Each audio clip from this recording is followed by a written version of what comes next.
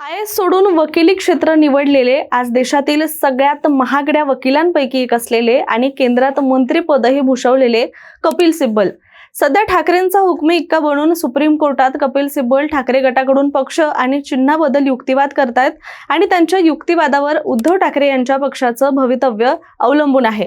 पण सिब्बल यांची केवळ ठाकरेंचे वकील इतकी ओळख नाहीये, तर तब्बल 5 दशकांचा त्यांचा कायद्याचा दांडगा अनुभव सुद्धा आहे आणि सर्वोच्च न्यायालयामध्ये अनेक हाय प्रोफाईल आणि महत्त्वपूर्ण राजकीय सोबतच कायदेशीर खटले त्यांनी लढलेले आहेत। म्हणजेच एकाच वेळी राजकारण, कायदेशास्त्र आणि साहित्यात तितकीच पकड असणाऱ्या कपिल सिब्बल यांच्याबद्दल अधिक महत्त्वाची माहिती, त्यांचे गाजलेले खटले आज आपण या व्हिडिओच्या माध्यमातून सगळं काही जाणून घेणार आहोत। चला तर व्हिडिओला सुरुवात करूया। नमस्कार, मी रामेश्वरी आणि तुम्ही पाहताय cut to cut. Eknath Shinde यांनी 2022 मध्ये शिवसेनेमध्ये बंड केलं आणि थेट तत्कालीन मुख्यमंत्री उद्धव ठाकरे यांच्या नेतृत्वालाच आव्हान दिलं।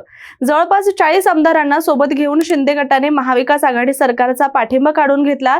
त्यामुळे उद्धव ठाकरे यांच्या नेतृत्वाखालील सरकार अल्पमतात आलं आणि त्यानंतर उद्धव ठाकरेंनी मुख्यमंत्री पदाचा राजीनामा दिला। यानंतर भाजपच्या पाठिंब्यावर एकनाथ शिंदे महाराष्ट्राचे मुख्यमंत्री झाले। पुढे शिवसेना पक्षाचं नाव आणि धनुष्यबाण हे निवडणूक चिन्ह शिंदे गटाला देण्याचा निर्णय निवडणूक आयोगाने घेतला।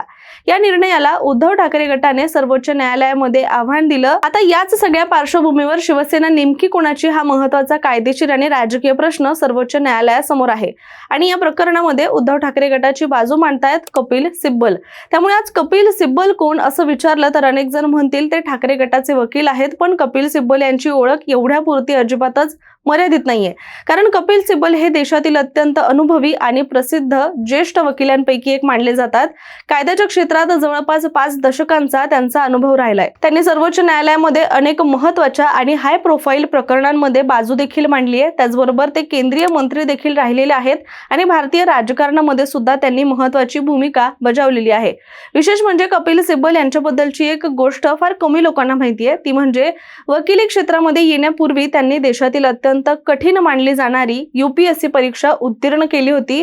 म्हणजेच त्यांच्या समोर IAS अधिकारी होण्याचा मार्ग खुला होता, पण त्यांनी ती संधी सोडली आणि वकिलीची वाट धरली आणि याच निर्णयामुळे पुढे भारतीय न्यायव्यवस्थेमध्ये आपली वेगळी ओळख निर्माण करणारा एक मोठा वकील देशाला मिळाला।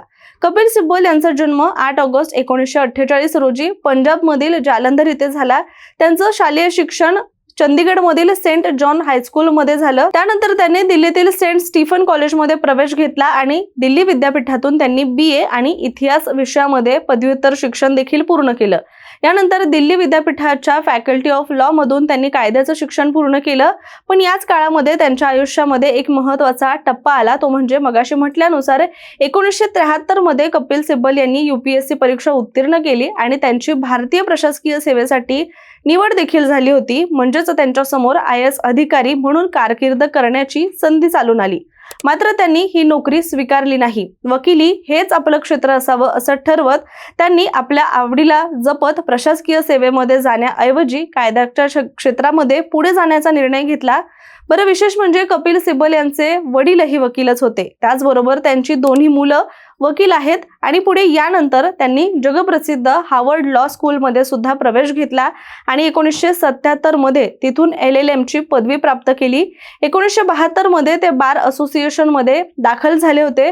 पुढे 1983 मध्ये त्यांना सिनियर ॲडव्होकेट म्हणून सुद्धा नियुक्त करण्यात आलं आणि त्यानंतर त्यांच्या कायदेशीर कारकिर्दीनं वेग घेतला। 1989 मध्ये कपिल सिब्बल यांची भारताचे ॲडिशनल सॉलिसिटर जनरल म्हणून नियुक्ती झाली। म्हणजेच देशाच्या सर्वोच्च न्यायालयामध्ये केंद्र सरकारची बाजू मांडणाऱ्या महत्त्वाच्या कायदे अधिकाऱ्यांपैकी ते एक झाले आणि वयाच्या अवघ्या 41व्या वर्षी हा मान मिळवणारे ते त्या काळातील सगळ्यात तरुण वकील सुद्धा ठरले। सर्वोच्च न्यायालयातील त्यांच्या प्रतिष्ठेचा आणखी एक महत्त्वाचा भाग म्हणजे सुप्रीम कोर्ट बार असोसिएशन।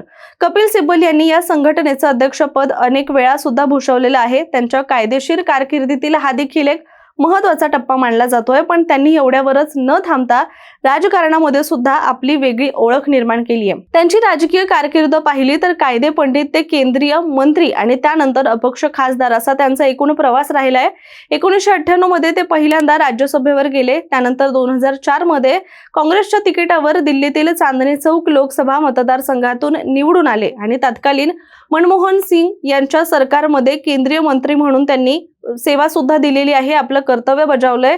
2009 मध्ये ते पुन्हा चांदणी चौकातून विजयी झाले आणि केंद्रात काम करताना त्यांच्याकडे विज्ञान, तंत्रज्ञान, मानव संसाधन विकास, दूरसंचार आणि माहिती तंत्रज्ञान अशी महत्त्वाची खाती सुद्धा होती. काँग्रेसमध्ये असताना ते पक्षातील ज्येष्ठ आणि प्रभावशाली नेत्यांपैकी एक मानले जात होते. मात्र 2020 नंतर काँग्रेसच्या नेतृत्व आणि संघटनात्मक कामकाजात बदल करण्याची मागणी करणाऱ्या G23 गटातील ते प्रमुख नेते बनले आणि पक्षाच्या नेतृत्वावर त्यांनी उघडपणे प्रश्न देखील उपस्थित केले. अखेर 16 मे 2022 रोजी त्यांनी काँग्रेसचा राजीनामा दिला. त्यानंतर समाजवादी पक्षाच्या पाठिंब्यावर त्यांनी अपक्ष उमेदवार म्हणूनही राज्यसभेची निवडणूक लढवली होती आणि ते विजयी झाले. त्यांनी समाजवादी पक्षामध्ये प्रवेश न करता अपक्ष म्हणून आपली राजकीय भूमिका सुद्धा कायम ठेवली आणि त्यानंतर सिब्बल हे संसदेमध्ये आणि न्यायालयात सक्रिय राहिले. 2026 मध्येही ते अपक्ष राज्यसभा खासदार म्हणून कार्यरत आहेत आणि अलीकडेच त्यांनी पक्षांतर बंदी कायद्यातील विलिनीकरण तरतुदीला आव्हान देणारी याचिका सर्वोच्च न्यायालयामध्ये सुद्धा दाखल केली आहे. म्हणजेच एका बाजूला देशातील सर्वोच्च न्यायालयामध्ये मोठमोठे खटले लढवणारा वकील आणि दुसऱ्या बाजूला केंद्र सरकारमध्ये महत्त्वाची मंत्रालय सांभाळणारा राजकारणी, अशी दुहेरी ओळख जी आहे ती कपिल सिब्बल यांनी निर्माण केली आहे. शिवाय त्यांच्या युक्तिवादाची शैली, संविधान आणि कायद्याच्या बारकाव्यांचा अभ्यास यासोबतच न्यायालयासमोर अत्यंत नेमक्या पद्धतीने मुद्दे मांडण्याची त्यांची हातोटी, यामुळे ते देशातील आघाडीच्या वरिष्ठ वकिलांमध्ये सुद्धा गणले जातात आणि त्यामुळेच त्यांच्या प्रत्येक मोठ्या सुनावणीकडे कायद्याच्या विद्यार्थ्यापासून ते अगदी ज्येष्ठ कायदेतज्ञांपर्यंत अनेकांचं लक्ष असतं. त्यांचे गाजलेले खटले कोणते हे सुद्धा आपण थोडक्यात जाणून घेऊया. तर यातील सर्वात चर्चेत राहिलेल्या प्रकरणांपैकी एक म्हणजे अयोध्या राम जन्मभूमी आणि बाबरी मशीद वाद. या प्रकरणामध्ये कपिल सिब्बल यांनी सुन्नी वक्फ बोर्डाच्या वतीने सर्वोच्च न्यायालयामध्ये बाजू मांडली होती. 2017 मध्ये झालेल्या सुनावणी दरम्यान त्यांनी प्रकरणाची सुनावणी 2019च्या लोकसभा निवडणुकीनंतर घेण्याची मागणी केली होती. मात्र सुन्नी वक्फ बोर्डानं त्यावेळी आपण अशी मागणी केलेली नसल्याचं देखील स्पष्ट केलं होतं आणि पुढे 2019 मध्ये सर्वोच्च न्यायालयाने अयोध्या जमीन वादावर अंतिम निकाल दिला. वादग्रस्त जमीन राम मंदिराच्या उभारणीसाठी देण्याचा निर्णय न्यायालयाने घेतला, तर मुस्लिम पक्षाला अयोध्येतच पर्यायी 5 एकर जमीन सुद्धा देण्याचे निर्देश देण्यात आले होते. यानंतर आणखी एक मोठं प्रकरण म्हणजेच 2G स्पेक्ट्रम प्रकरण. या प्रकरणामध्ये त्यांनी तत्कालीन दूरसंचार मंत्री ए राजा यांची बाजू मांडली होती. 2G स्पेक्ट्रम वाटपातील कथित गैरव्यवहारांमुळे हे प्रकरण देशभर गाजलं होतं. मात्र डिसेंबर 2017 मध्ये विशेष CBI न्यायालयाने ए राजा आणि इतर आरोपींची निर्दोष मुक्तता केली आणि या निकालानंतर कपिल सिब्बल यांनीही आपली भूमिका योग्य ठरल्याचं म्हटलं होतं. यानंतर येतं ते म्हणजे 3 तलाकचं प्रकरण. तिहेरी तलाकच्या घटनात्मक वैधतेला सर्वोच्च न्यायालयामध्ये आव्हान देण्यात आलं होतं आणि या प्रकरणामध्ये कपिल सिब्बल यांनी all India Muslim personal law board यांच्या वतीनं युक्तिवाद केला. त्यांनी मुस्लिम वैयक्तिक कायद्याच्या संरक्षणाचा मुद्दा मांडला आणि धार्मिक श्रद्धा व वैयक्तिक कायद्याच्या घटनात्मक संरक्षणावर भर दिला. मात्र 2017 मध्ये सर्वोच्च न्यायालयाच्या 5 न्यायमूर्तींच्या घटनापीठानं तलाके बिद्दत अर्थात तिहेरी तलाकची प्रथा असंविधानिक ठरवली आणि त्यानंतर कपिल सिब्बल यांचं नाव पुन्हा एका अत्यंत मोठ्या घटनात्मक वादाशी जोडलं गेलं, ते म्हणजे जम्मू काश्मीर मधील कलम 370.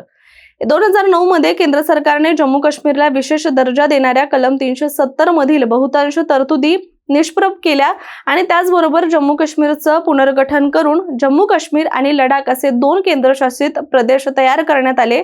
या निर्णयाला आव्हान देणाऱ्या याचिकांमध्ये कपिल सिब्बल यांनी याचिकाकर्त्यांच्या वतीने सर्वोच्च न्यायालयामध्ये जोरदार युक्तिवाद सुद्धा केला होता. पण याचबरोबर लोकांना त्यांच्याबद्दल आणखी एक गोष्ट जाणून घ्यायला इंटरेस्ट असतो, ते म्हणजे त्यांची फी नेमकी किती आहे. देशातील सर्वात महागड्या वकिलांपैकी ते एक असून न्यायालयामध्ये युक्तिवाद करण्यासाठी ते एका दिवसाचे लाखो रुपये घेतात. त्यातही उच्च न्यायालयामध्ये एक दिवसासाठी ते 9 ते 16 लाखांची फी घेतात, तर सर्वोच्च न्यायालयामध्ये एक दिवसासाठी 20 ते 25 लाख रुपये ते फी आकारतात. त्यांची संपत्ती पाहिली तर उपलब्ध माहितीनुसार 2022 पर्यंत त्यांची जी एकूण मालमत्ता आहे ती जवळपास 200 ते 250 कोटी रुपयांपर्यंत होती आणि आता ती 300 कोटींच्या पार गेल्याचं देखील म्हटलं जात आहे. यामध्ये आलिशान गाड्या, बंगले, शेती इतकंच नाही तर लुधियाना, चेन्नई, बंगळुरू या ठिकाणी सुद्धा त्यांची मालमत्ता असून जवळपास 4 कोटींची इथे संपत्ती आहे आणि अशीच त्यांची देशभरामध्ये वेगवेगळ्या ठिकाणी कोट्यवधींची संपत्ती असल्याचं देखील म्हटलं जात आहे. याचबरोबर गीतकार म्हणूनही सिब्बल यांनी काम केलेलं आहे. 2016 मध्ये आलेला चित्रपट शोरगुल यातील तेरे बिना आणि मस्त हवा ही 2 गाणी सिब्बल यांनी लिहिलेली आहेत. याचबरोबर AR रेहमान यांच्या रौनक अल्बमसाठी सुद्धा त्यांनी काही गाणी लिहिली आहेत. असे हे अभ्यासू, राजकारणी, कायदेशास्त्र आणि साहित्य कलेवरही प्रेम असणारे कपिल सिब्बल टॉपच्या वकिलांमध्ये काय येतात ते त्यांच्या एकूणच या कामकाजावरून, त्यांच्या या कारकिर्दीवरून आपल्याला समजतं. आणि आता पुन्हा एकदा कपिल सिब्बल चर्चेत आहे, ते म्हणजे शिवसेना वर्सेस शिवसेना या वादावरून. त्यामुळे या खटल्याकडे सुद्धा आता सगळ्यांचं लक्ष लागून आहे. यामध्ये काय होईल हे आपल्याला येणाऱ्या काळामध्ये कळेलच. पण तुम्हाला सिब्बल यांच्याबद्दल आणखी काही गोष्टी माहिती आहेत का? कमेंट करून नक्की सांगा. व्हिडिओ आवडला असेल तर लाईक करायला सुद्धा विसरू नका. सोबतच कट टू कटला सबस्क्राईब करा.